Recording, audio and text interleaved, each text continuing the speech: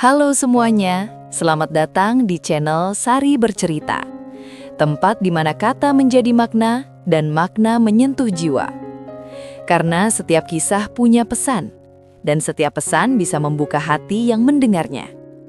Jadi, luangkan waktumu sejenak, temukan tempat ternyamanmu, dan jika kisah ini menyentuh hatimu, jangan lupa untuk like, bagikan, dan subscribe. Bagi yang sudah subscribe, semoga Allah Subhanahu wa Ta'ala senantiasa menyehatkan badanmu, melimpahkan rezekimu, dan mengabulkan seluruh hajatmu. Tulis di kolom komentar dari kota mana saja Anda menyaksikan kisah ini.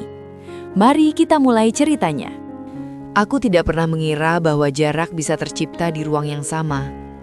Kami duduk di meja makan yang sama, menatap piring yang sama, tetapi rasanya seperti ada dinding tak kasat mata di antara kami. Dulu ia selalu menungguku selesai menyeduh teh sebelum memulai makan. Kini, sendoknya lebih dulu beradu dengan piring, matanya terpaku pada layar ponsel, dan percakapan hanya tersisa bunyi notifikasi. Aku adalah istri yang sederhana, tidak pernah mengklaim diri paling cantik, tidak pula berlomba menjadi pusat perhatian. Sejak awal menikah, aku percaya satu hal. Pernikahan adalah tentang saling menjaga, bukan saling mengalahkan. Aku mengurus rumah dengan rapi, mengingat jadwalnya, memastikan kebutuhan kecilnya terpenuhi. Hal-hal yang sering dianggap remeh karena terlalu sering ada. Perubahan itu datang perlahan, nyaris tak terasa. Awalnya hanya nada bicara yang berbeda. Ia tak lagi bertanya bagaimana hariku, hanya menjawab seperlunya jika aku berbicara. Senyumnya jarang mampir, seolah tersisa untuk dunia lain yang tidak kukenal. Aku menenangkan diri dengan alasan klasik. Mungkin ia lelah, mungkin tekanan kerja sedang tinggi. Aku memilih percaya, karena percaya adalah kebiasaan lama yang sulit ditinggalkan. Namun ada hari-hari ketika kata-kata kecil terasa seperti duri. Kamu gak capek pakai baju yang itu-itu saja, ucapnya suatu malam tanpa menoleh. Atau, kamu gak kepikiran perawatan, sekarang banyak istri yang jaga penampilan. Ia mengatakannya datar, seolah memberi saran biasa. Aku tersenyum, mengangguk, lalu masuk ke kamar mandi lebih lama dari biasanya, menatap wajahku di cermin dengan pertanyaan yang tak berani kuucapkan. Aku tahu wajah ini, garis halus di sudut mata yang lahir dari tawa dan begadang, rambut yang jarang kuwarnai karena aku lebih suka aroma sabun daripada bau bahan kimia. Wajah ini bukan wajah yang baru, ini wajah perempuan yang tumbuh bersama janji dan pengorbanan. Dan entah kapan, wajah ini mulai terasa asing di matanya. Ia mulai membandingkan, tidak langsung, tidak terang-terangan. Perbandingan itu hadir dalam bentuk cerita, tentang rekan kerja yang rapi, tentang istri teman yang pandai merawat diri. Ia menyebutnya tanpa nama, tapi aku mengerti maksudnya. Setiap kata terasa seperti penggaris yang mengukur kekuranganku. Aku menelan semuanya, karena aku masih percaya bahwa pernikahan bukan arena saling menilai. Di luar orang-orang mengenalku sebagai istri yang tenang. Aku terbiasa mengurus hal-hal penting tanpa banyak suara. Mungkin itulah sebabnya ia lupa. Diam bukan berarti kosong. Kesetiaan bukan berarti tak punya batas. Suatu sore saat aku menyiapkan pakaian kerjanya, ia lewat begitu saja tanpa ucapan terima kasih. Dulu, ia akan mencium keningku atau setidaknya mengangguk. Kini, ia menghela nafas kecil, seolah kehadiranku mengganggu ritmenya. Aku berdiri mematung beberapa detik, lalu melipat pakaian terakhir dengan rapi. Aku memilih menyimpan rasa itu di tempat yang aman, di balik dada, jauh dari kata-kata yang bisa melukai lebih dalam. Aku masih percaya pada pernikahan kami. Percaya bahwa cinta bisa letih tapi tidak hilang. Percaya bahwa fase dingin akan berlalu jika dihadapi dengan sabar. Keyakinan itulah yang membuatku memilih diam.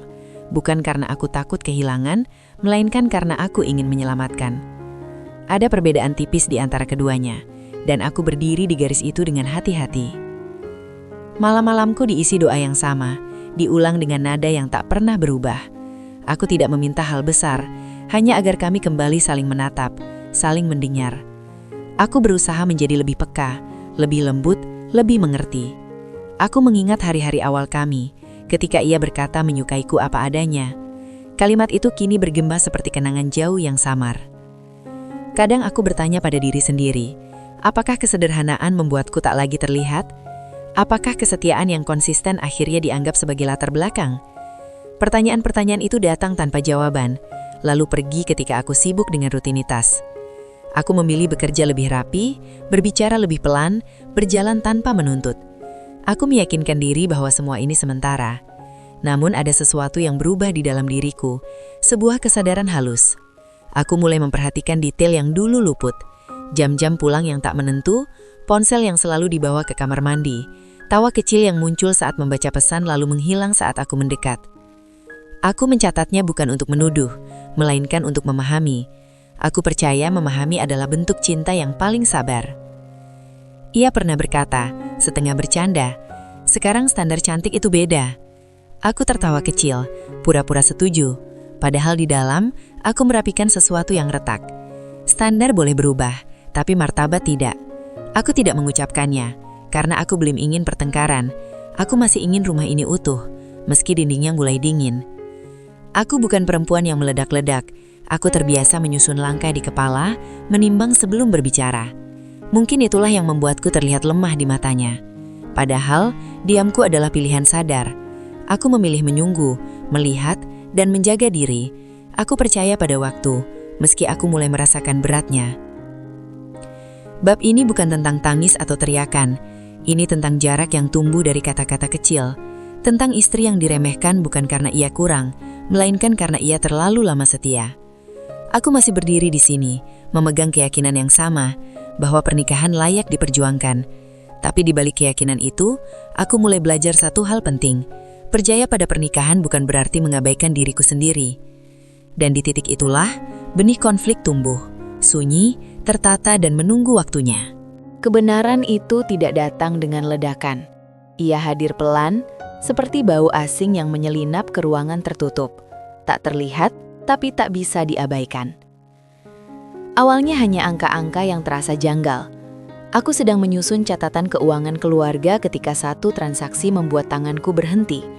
Jumlahnya besar, tercatat rapi, dan diberi keterangan singkat yang tak menjelaskan apapun.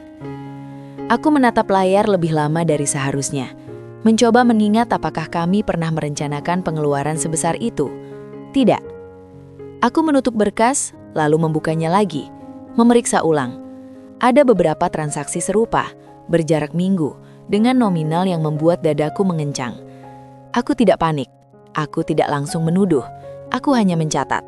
Kebiasaan lama yang kupelajari untuk menjaga kepala tetap dingin.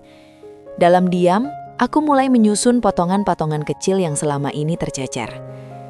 Ia pulang malam itu dengan wajah lelah yang dibuat-buat. Saat aku bertanya, jawabannya pendek, nyaris kesal.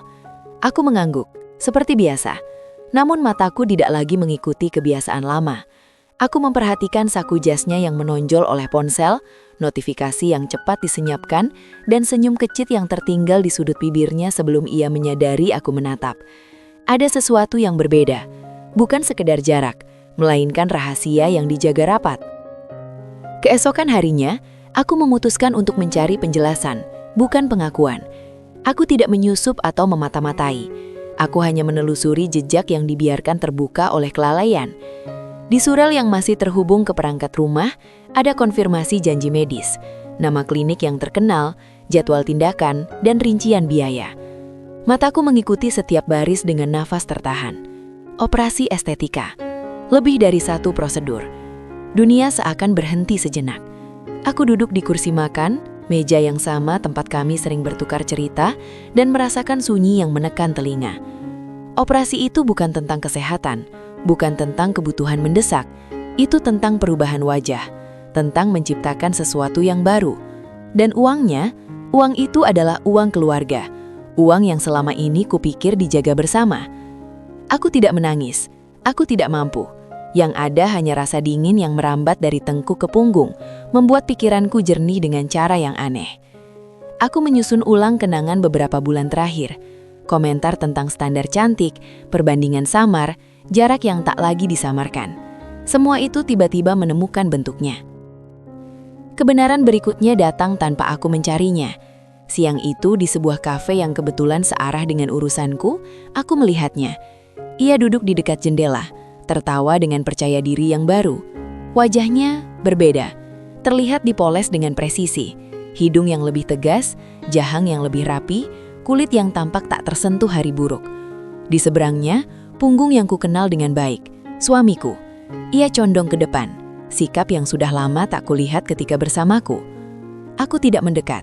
Aku memilih duduk di meja yang cukup jauh, cukup dekat untuk mendengar potongan kalimat. Aku tidak ingin drama. Aku hanya ingin kepastian, dan dunia seperti memberikannya dengan kejam. Tawa mereka mengalir ringan, tanpa beban. Lalu kalimat itu meluncur, bukan ditujukan padaku, tapi cukup keras untuk sampai. Istrinya, ya ampun, katanya sambil tersenyum saat menyesap minumannya. Kamu kebayang gak sih hidup dengan perempuan yang begitu? Maaf ya, tapi jelek, gak ada effort, gak pantas. Kata-kata itu menancap tanpa suara. Aku menunduk, memusatkan pandang pada cangkir di depanku, seolah porselen itu bisa menahan runtuhnya sesuatu di dalam dadaku. Suamiku tidak membantah. Ia tertawa kecil, suara yang kukenal, suara yang dulu kupikir aman.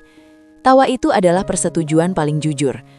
Saat itu rasa hancur menemukan bentuk baru, bukan lagi sedih yang menggulung, melainkan kesadaran yang berdiri tegak. Ini bukan sekedar perselingkuhan, ini perampasan martabat. Mereka bukan hanya berbohong, mereka merendahkan. Mereka bukan hanya menyakiti, mereka menertawakan. Aku membayar pesananku dan pergi tanpa menoleh. Di luar udara terasa lebih dingin. Aku berjalan pelan, mengatur nafas, menjaga langkah agar tidak goyah. Dalam diriku ada garis yang bergeser. Diamku selama ini bukan lagi tentang menyelamatkan pernikahan, melainkan tentang menyelamatkan diriku sendiri. Di rumah, aku membuka kembali catatan keuangan dengan tangan yang kini stabil. Angka-angka itu tidak lagi sekedar angka, mereka adalah bukti. Aku menyusun mereka rapi, tanpa emosi berlebihan. Aku memeriksa tanggal, mencocokkan jadwal, dan memastikan semuanya jelas. Aku tidak merasa terburu-buru, kesadaran memberiku waktu. Aku berdiri di depan cermin kamar mandi dan menatap wajahku sendiri. Wajah yang tadi dihina tanpa pernah diberi kesempatan membela diri. Aku melihat perempuan yang sama, dengan garis lelah yang jujur, mata yang menyimpan kesabaran, dan jahang yang kini mengeras oleh keputusan. Wajah ini tidak rusak, yang rusak adalah cara mereka memandangnya. Malam itu suamiku pulang dengan sikap biasa. Ia bertanya seperlunya, makan tanpa menatap, lalu masuk kamar dengan ponsel di tangan. Aku menjawab secukupnya. Tidak ada pertanyaan, tidak ada tuduhan. Aku belum ingin konfrontasi, aku belum ingin kata-kata. Ada sesuatu yang lebih penting, mengembalikan kendali atas martabatku. Penghinaan itu terngiang, tapi tidak lagi melukai seperti sebelumnya. Ia berubah menjadi pengingat bahwa aku berhak dihormati, bukan dikasihani. Bahwa uang keluarga bukan dompet rahasia. Bahwa wajah yang diubah dengan biaya mahal tidak pernah bisa menutupi karakter yang murah. Aku menyadari satu hal dengan kejernihan yang mengejutkan. Ketika seseorang berani menghinamu, ia sudah berhenti melihatmu sebagai manusia yang setara. Dan ketika itu terjadi, diam bukan lagi kebajikan. Diam adalah persetujuan. Kesadaran itu menutup malamku dengan sunyi yang berbeda. Sunyi yang tegas. Bab ini bukan tentang balasan, bukan tentang rencana. Ini tentang titik ketika kebenaran berdiri di hadapanku, telanjang dan tak terbantahkan. Tentang saat ketika rasa hancur beralih rupa menjadi batas yang jelas. Aku belum melangkah apapun. Aku hanya berdiri, tegak, dengan martabat yang baru saja ingin mereka rampas dan yang tidak akan kubiarkan hilang. Setelah kebenaran itu berdiri telanjang di hadapanku, aku tidak berubah menjadi perempuan yang meledak-ledak. Tidak ada piring pecah, tidak ada suara tinggi, tidak ada pertanyaan yang menuntut jawaban. Justru sebaliknya, aku menjadi lebih tenang dari sebelumnya. Tenang yang bukan berasal dari penerimaan, melainkan dari keputusan. Aku paham satu hal dengan sangat jelas. Melabrak hanya akan memberinya kendali. Emosi adalah pintu masuk bagi kebohongan, pembelaan diri, dan pengaburan fakta. Aku tidak membutuhkan itu. Yang kubutuhkan adalah kejelasan. Dan kejelasan hanya bisa diraih oleh kepala yang dingin. Hari-hariku berjalan seperti biasa. Setidaknya di permukaan. Aku tetap bangun lebih pagi, menyiapkan rumah, berbicara seperlunya. Namun di dalam, ritmenya berubah. Aku mulai mencatat. Tidak dengan kecurigaan berlebihan, melainkan dengan ketelitian yang selama ini kupakai untuk hal-hal lain. pekerjaan, pengelolaan rumah tangga, keputusan-keputusan kecil yang tak pernah ia perhatikan. Aku membuka kembali arsip lama. Rekening-rekening yang dulu kami buat bersama, investasi yang kuinisiasi, pinjaman yang kutandatangani dengan namaku sebagai penjamin. Aku mengingat setiap keputusan yang dulu kuambil bukan untuk kekuasaan, melainkan untuk stabilitas. Kini ingatan itu kembali dengan makna baru. Uang tidak pernah berbohong. Ia selalu meninggalkan jejak. Aku mengikuti jejak itu dengan sabar. Tanggal, nominal, keterangan. Tidak ada kepanikan, hanya konsistensi. Setiap malam ketika rumah sudah sunyi, aku duduk dengan secangkir teh yang mendingin, memeriksa angka demi angka. Aku tidak merasa marah, aku merasa fokus. Ia tidak menyadari perubahanku, atau mungkin ia mengira aku masih perempuan yang sama, yang memilih diam demi menjaga. Ia tetap pergi dan pulang tanpa banyak cerita. Ia tetap menyimpan ponsel di dekatnya seperti jimat. Aku membiarkannya. Diamku bukan lagi tanda kepercayaan buta, melainkan ruang untuk mengamati. Di sela-sela itu aku mengingat kembali awal kami membangun hidup. Bagaimana aku yang mengatur strategi keuangan ketika ia masih ragu melangkah. Bagaimana aku yang meyakinkan bank, menenangkan klien, dan menyusun rencana cadangan. Aku tidak berada di depan panggung, tapi aku selalu berada di balik keputusan. Kesadaran itu menguatkanku, bahwa peranku nyata, meski sering tak terlihat. Aku juga mengamati diriku sendiri, cara aku menanggapi sikap dinginnya. Berubah. Jika dulu aku bertanya, kini aku mencatat. Jika dulu aku berharap, kini aku mengukur. Setiap komentar meremehkan yang meluncur darinya tidak lagi kutelan sebagai luka, melainkan kusematkan sebagai data. Ada perbedaan besar di sana. Suatu malam ia berkomentar ringan tentang pengeluaran rumah yang katanya terlalu detail. Aku tersenyum tipis dan mengangguk. Di dalam aku tahu, detail adalah fondasi kendali. Orang yang meremehkan detail biasanya tidak menyadari betapa besar kekuasaan yang tersembunyi di sana. Aku tidak mengubah penampilanku secara drastis. Aku tidak mencoba membuktikan apapun. Aku tetap menjadi diriku.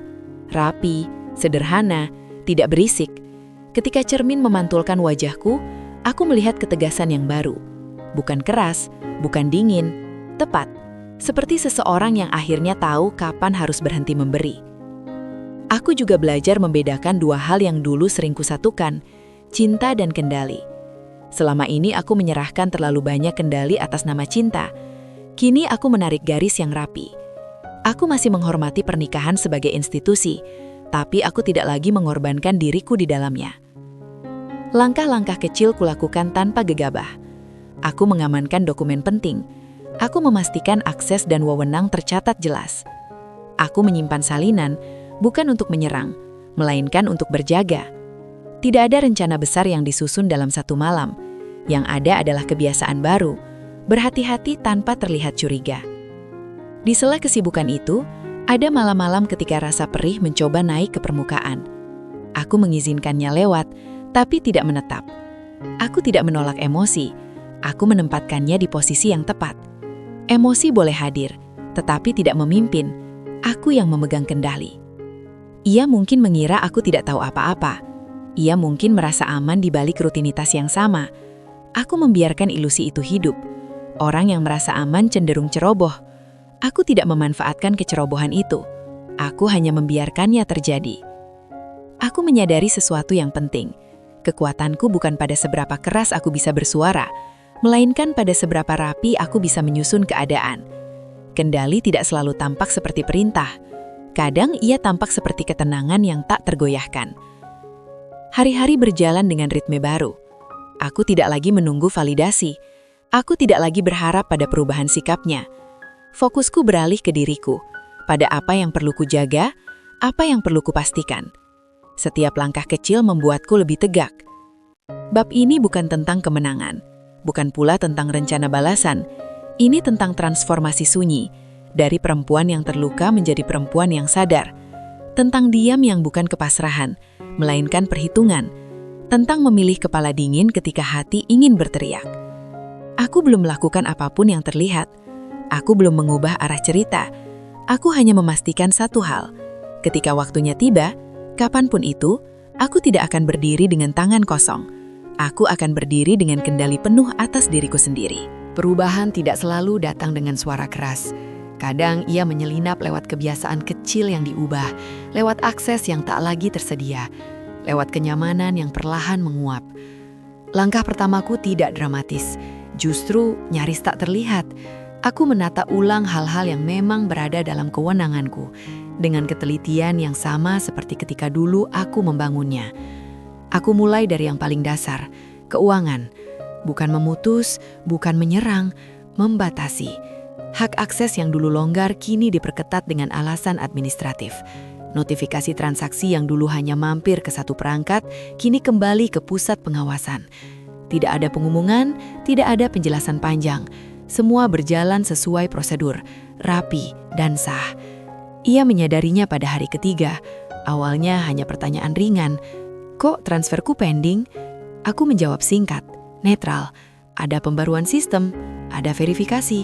Hal-hal yang terdengar membosankan, tapi tidak bisa dibantah. Ia mengangguk, meski alisnya berkerut. Aku melihat kegelisahan itu muncul, bukan kemarahan, melainkan ketidaknyamanan yang belum menemukan sasaran. Pengamanan aset menyusul, tenang dan terencana. Dokumen-dokumen yang selama ini tersimpan rapi kini berada di tempat yang lebih aman. Kepemilikan yang dulu tercatat bersama kini diperjelas perannya. Aku tidak mengubah apapun yang bukan hakku. Aku hanya memastikan yang memang hakku berada di bawah kendaliku. Tidak ada yang bisa diprotes, karena semuanya berjalan sesuai aturan yang dulu kami sepakati bersama.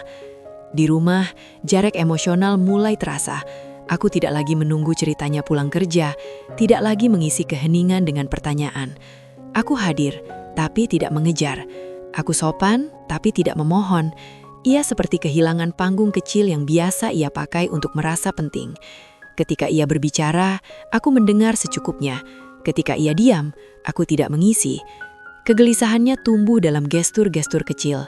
Ponsel yang lebih sering dicek, langkah kaki yang mondar-mandir, nafas yang terdengar lebih pendek. Kenyamanan yang selama ini ia anggap tetap, ternyata rapuh ketika disentuh. Ia mulai menyadari bahwa ada sesuatu yang bergeser dan ia tidak tahu persis di mana tuasnya. Sementara itu, di luar rumah, pelakor itu semakin percaya diri. Kabar tentang wajah baru dan hidup baru tampaknya memberinya sayap. Ia tampil dengan sikap yang lebih berani, lebih lantang. Ada unggahan-unggahan yang menyiratkan kemenangan, kalimat-kalimat yang seolah ditujukan pada seseorang yang ia anggap kalah. Ia berjalan dengan kepala tegak, tanpa menyadari bahwa lantai di bawahnya bukan miliknya. Aku tidak menanggapi, tidak menyindir, tidak membalas. Diamku kali ini bukan ruang kosong, ia adalah cermin. Setiap arogansi yang ia tunjukkan memantul kembali sebagai bukti tentang siapa dirinya. Aku mencatatnya dengan jarak yang aman, tanpa rasa ingin mengoreksi. Suamiku mulai mempertanyakan hal-hal yang dulu tak pernah ia sentuh. "Kenapa sekarang begini?" tanyanya suatu malam. Nada suaranya tidak marah, hanya bingung. Aku menatapnya sebentar, lalu menjawab sederhana. "Aku sedang menata, tidak lebih, tidak kurang." Ia tidak tahu harus menanggapi apa. Hari-hari berikutnya, ia mencoba memulihkan ritme lama, mengajak makan di luar, berbicara lebih ramah, seolah semuanya bisa kembali hanya dengan perubahan sikap sementara. Aku menerima ajakan itu dengan sopan, tetapi tidak larut. Aku hadir sebagai diriku yang utuh, bukan sebagai peredam kegelisahannya. Ketika ia berharap aku kembali mengisi celah-celahnya, aku memilih berdiri di tempatku sendiri. Pembatasan kecil lainnya dilakukan tanpa suara. Jadwal, pengeluaran, prioritas, semua kembali pada struktur. Bukan untuk menghukum, melainkan untuk menegaskan. Aku tidak perlu mengangkat suara untuk menunjukkan batas. Batas yang jelas tidak memerlukan teriakan.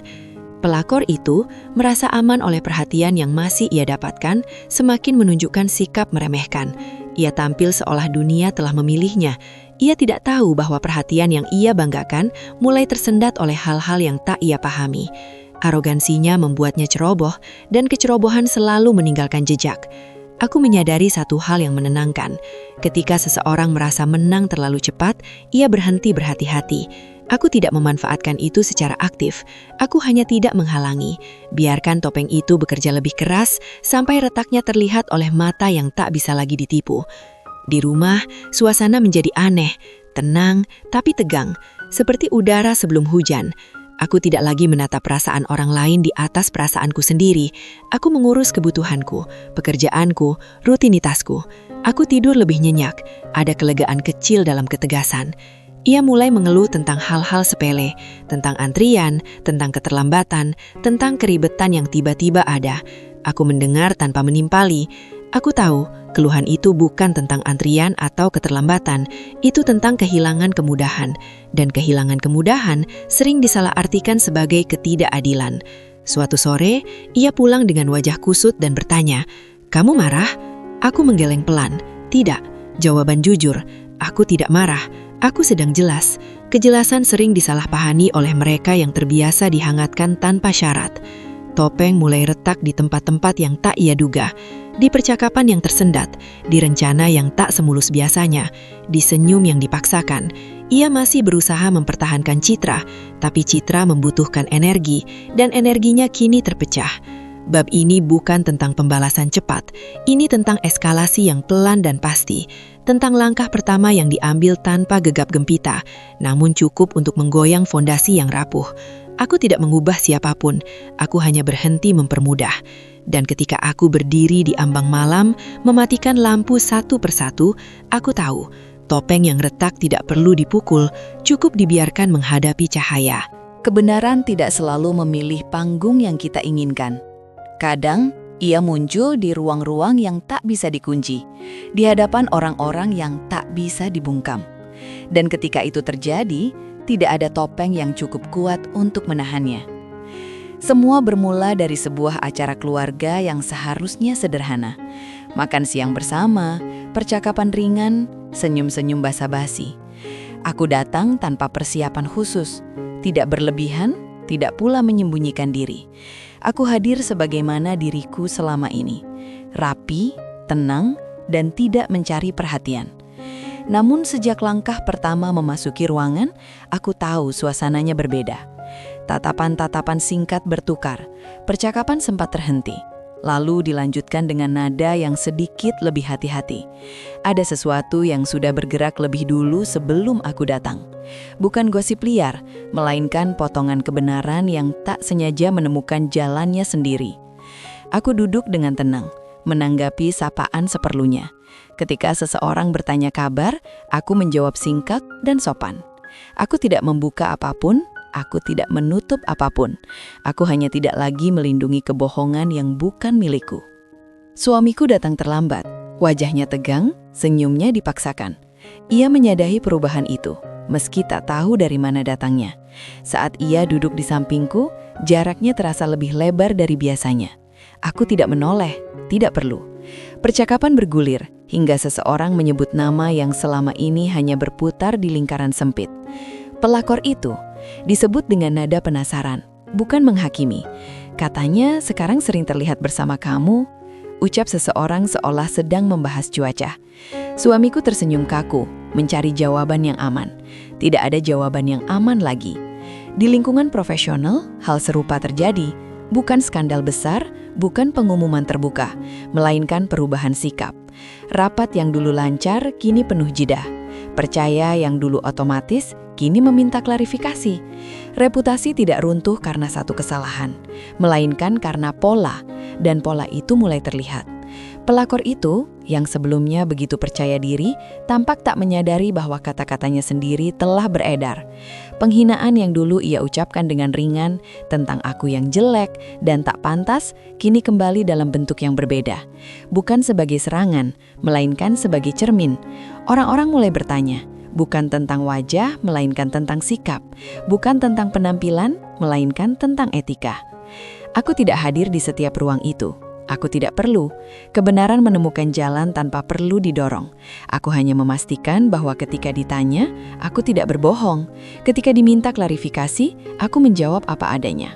Tanpa drama, tanpa air mata, tanpa upaya menarik simpati. Ada momen ketika aku diminta bicara lebih jauh. Aku memilih kata-kata dengan hati-hati. Aku tidak menyerang siapapun. Aku tidak mengungkit detail yang tidak perlu. Aku hanya menyampaikan garis besar yang relevan tentang kepercayaan yang dilanggar, tentang penggunaan sumber daya keluarga yang tidak disepakati, tentang batas yang dilampaui. Nada suaraku datar, tapi tegas. Tidak ada kebencian di sana, hanya kejelasan. Suamiku tidak bisa lagi bersembunyi di balik cerita yang ia rangkai sendiri. Setiap versinya bertabrakan dengan fakta yang muncul dari arah berbeda. Ia mulai kehilangan pijakan, bukan karena aku menjatuhkannya, melainkan karena kebohongan membutuhkan konsistensi yang mustahil dipertahankan. Di satu kesempatan, aku melihat pelakor itu dari jauhan. Kepercayaan dirinya masih ada, tapi retak. Senyumnya cepat muncul, cepat hilang. Ia berbicara lebih keras, tertawa lebih nyaring. Tanda klasik dari seseorang yang mencoba meyakinkan diri sendiri. Ia tidak menatapku. Aku juga tidak mencarinya. Aku menyadari sesuatu yang sederhana. Penghinaan selalu menuntut harga. Mungkin tidak segera, mungkin tidak dengan cara yang kita bayangkan. Tapi ia pasti datang. Kata-kata yang merendahkan orang lain akan menemukan jalannya kembali. Seringkali melalui telinga-telinga yang tak kita duga. Di tengah semua itu, aku menjaga satu hal dengan ketat, martabatku. Aku tidak membiarkan emosiku memimpin. Aku tidak menukar harga diri dengan pembenaran. Aku tidak meminta siapapun memihak. Aku hanya berdiri pada kebenaran yang rapi dan dapat diverifikasi. Ada orang-orang yang mulai mendekat, menawarkan simpati. Aku menerimanya dengan sopan, tapi tidak bergantung padanya. Aku tidak ingin kisahku menjadi tontonan. Aku ingin ia menjadi pelajaran. Tenang, jelas, dan selesai pada waktunya. Suamiku mencoba berbicara suatu malam. Suaranya rendah, nyaris memohon agar semua ini tidak dibesar-besarkan. Aku mendengarkan tanpa menyela. Lalu aku menjawab singkat, aku tidak membesarkan apapun. Aku hanya berhenti menutupi. Kalimat itu cukup. Tidak ada ancaman, tidak ada tuntutan. Di ruang-ruang yang tak bisa mereka kendalikan, kebenaran berdiri tanpa perlu dipertahankan. Orang-orang melihat, menilai, dan menarik kesimpulan mereka sendiri. Aku tidak mengatur narasi, aku hanya memastikan tidak ada dusta yang keluar dari mulutku. Bab ini bukan tentang kemenangan yang dicerayakan, ini tentang konsekuensi yang diterima, tentang bagaimana penghinaan yang dilontarkan dengan ringan bisa menjadi beban yang berat, tentang bagaimana seseorang yang terbiasa bersembunyi akhirnya kehilangan tempat untuk berlindung. Aku pulang dengan langkah yang sama seperti aku datang. Tenang. Tidak lebih tinggi, tidak lebih rendah. Aku tahu posisiku, aku tahu nilainya. Dan untuk pertama kalinya setelah sekian lama, aku tidak merasa perlu membuktikan apapun kepada siapapun. Ada titik dalam hidup ketika seseorang akhirnya menyadari bahwa yang ia kejar selama ini bukanlah pintu keluar, melainkan lorong buntu. Titik itu tidak selalu datang dengan ledakan. Kadang ia hadir sebagai kelelahan yang tak bisa lagi disangkal. Di sanalah mereka berdiri sekarang, di hadapan konsekuensi yang tak bisa dinegosiasikan. Pelakor itu mulai merasakan dunia menyempit. Wajah barunya masih sama ketika bercermin, rapi, simetris, dan dipuji. Namun pujian itu terasa dangkal, cepat habis, dan tak lagi menenangkan. Ia mengira perubahan fisik akan mengubah hidupnya secara keseluruhan. Nyatanya, yang berubah hanya permukaan, yang di bawahnya tetap rapuh. Perhatian yang dulu deras kini tersendat. Ajakan yang dulu rutin kini jarang. Nada suara yang dulu penuh antusiasme kini terdengar terburu-buru. Ia mencoba menambal kekosongan itu dengan penampilan yang lebih berani, tawa yang lebih keras, unggahan yang lebih sering. Tapi setiap upaya itu seperti menuang air ke wadah bocor. Ia mulai menyadari bahwa ia tidak pernah benar-benar dipilih. Ia hanya ditempatkan sebagai pelarian, sebagai pembanding, sebagai ilusi. Ketika ilusi itu memudar, tidak ada fondasi yang tersisa. Wajah baru tidak membangun kepercayaan, ia hanya menunda pertanyaan yang lebih dalam. Sementara itu, suamiku mengalami kejatuhan yang berbeda, lebih sunyi tapi lebih menghantam. Kenyamanan yang dulu ia nikmati sebagai sesuatu yang otomatis, kini hilang satu persatu. Tidak ada lagi akses yang lancar, tidak ada lagi keputusan yang bisa diambil tanpa pertimbangan. Setiap langkah terasa lebih berat karena kini ia harus menanggung akibatnya sendiri. Kepercayaan di sekelilingnya menipis, bukan karena satu cerita, melainkan karena rangkaian kejadian yang sulit dibantah. Orang-orang tidak lagi menyambutnya dengan keyakinan yang sama. Ia merasakan perubahan itu di ruang-ruang kecil, jeda sebelum jawaban, tatapan yang lebih lama, pertanyaan yang lebih tajam. Ia mencoba mengendalikan situasi dengan cara lama, menghindar, merapiskan cerita, berharap waktu melunakkan semuanya. Tapi waktu tidak bekerja seperti itu, waktu justru memperjelas. Setiap kebohongan yang dulu terasa ringan, kini menjadi beban yang harus dipikul sendirian. Aku menyaksikan semua itu dari jarak yang aman, tidak dengan rasa puas yang meledak-ledak, melainkan dengan ketenangan yang kokoh.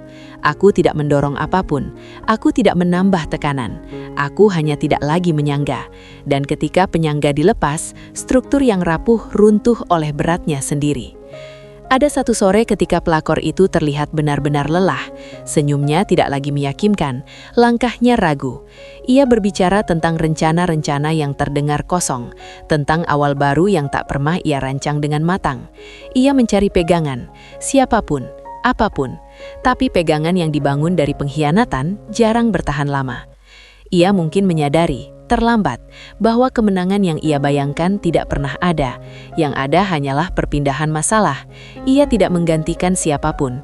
Ia hanya mengambil tempat sementara dalam kekacauan orang lain. Ketika kekacauan itu menuntut bayaran, ia ikut menanggungnya.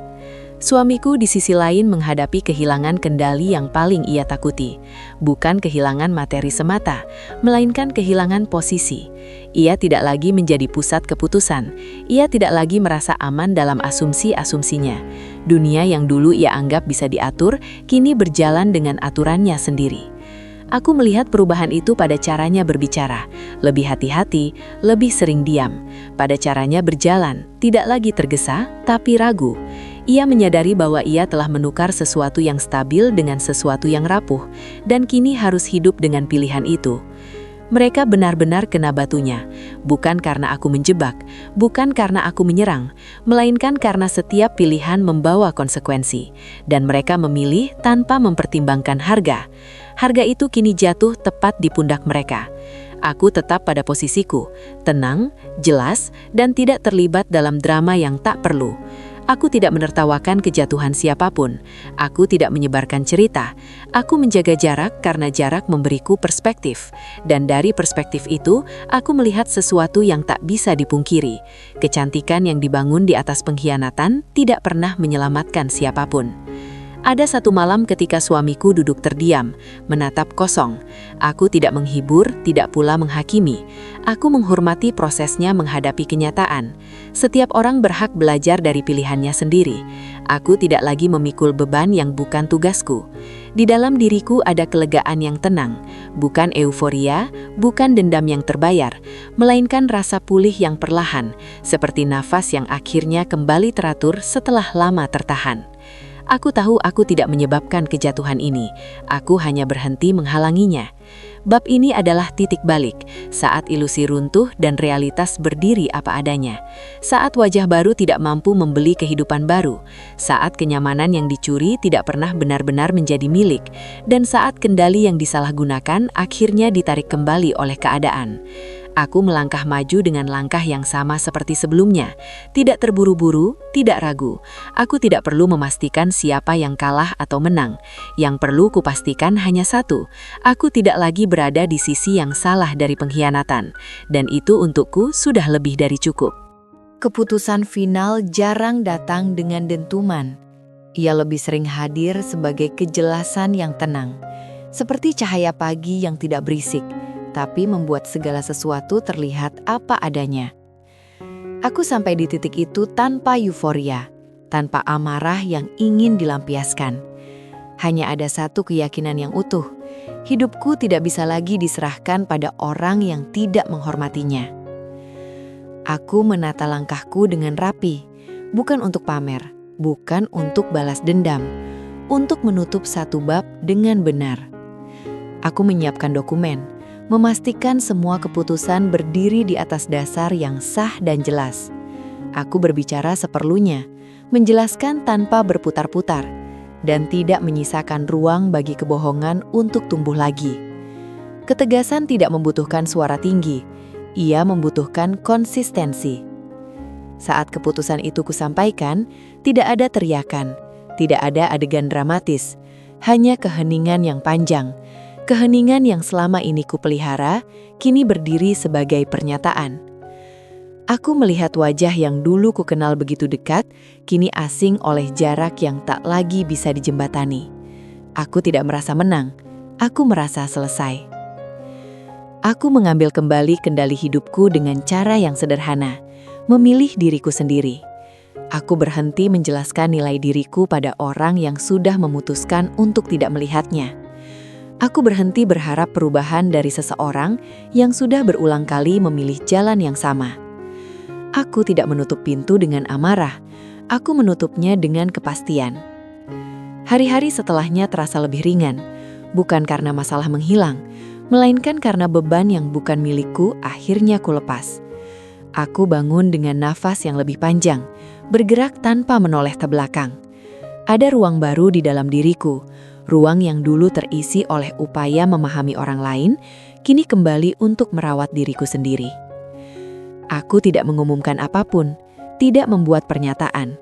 Aku membiarkan keheningan bekerja. Keheningan memiliki cara yang jujur untuk berbicara. Ia menunjukkan siapa yang berdiri dengan martabat dan siapa yang selama ini bergantung pada kebisingan untuk menutupi rapuhnya. Ketika seseorang berhenti berteriak, dunia cenderung mendengar lebih jelas. Suamiku, mantan suamiku, mencoba berbicara sekali lagi. Nada suaranya bukan lagi yakin, melainkan ragu. Aku mendengarkan, lalu menjawab singkat. Tidak ada tuduhan, tidak ada daftar kesalahan. Aku tidak perlu itu. Aku hanya mengatakan apa yang perlu dikatakan, bahwa kepercayaan bukan sesuatu yang bisa ditambal, dan martabat bukan sesuatu yang bisa ditawar. Ia terdiam, aku pun. Pelakor itu menghilang dari pikiranku tanpa perlu usaha. Tidak ada dendam yang tersisa, tidak ada kebutuhan untuk mengingat. Ia adalah bagian dari pelajaran, bukan tujuan. Wajah baru, hidup baru, semua itu akhirnya kembali pada satu pertanyaan sederhana. Bagaimana seseorang memperlakukan orang lain ketika tidak ada yang melihat? Disitulah nilai seseorang diuji. Aku kembali pada rutinitasku dengan cara yang baru. Aku bekerja dengan fokus, mengelola hidup dengan batas yang jelas. Aku bertemu orang-orang yang menghargai kejujuran, bukan kilau.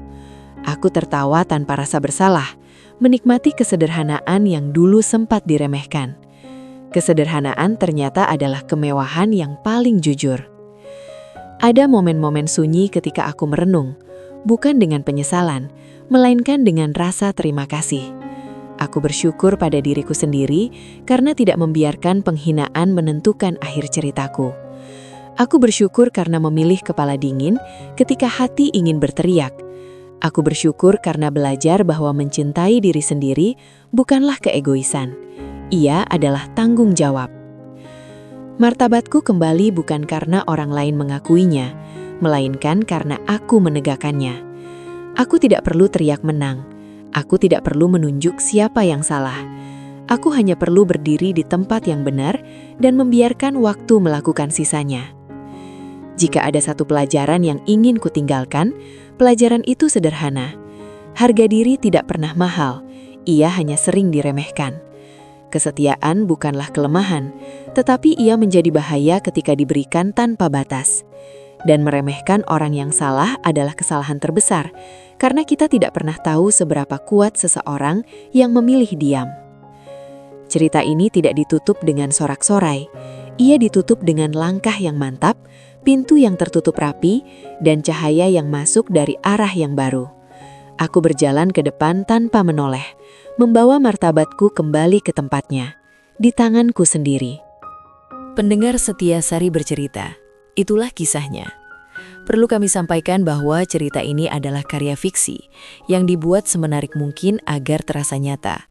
Namun tujuannya adalah untuk diambil hikmah dan pelajaran berharganya. Terima kasih sudah mendengarkan cerita kali ini sampai akhir. Jika kalian menyukai cerita ini, jangan lupa tinggalkan komentar, berikan like, dan subscribe channel Sari Bercerita untuk cerita-cerita menarik lainnya. Sampai jumpa di cerita berikutnya.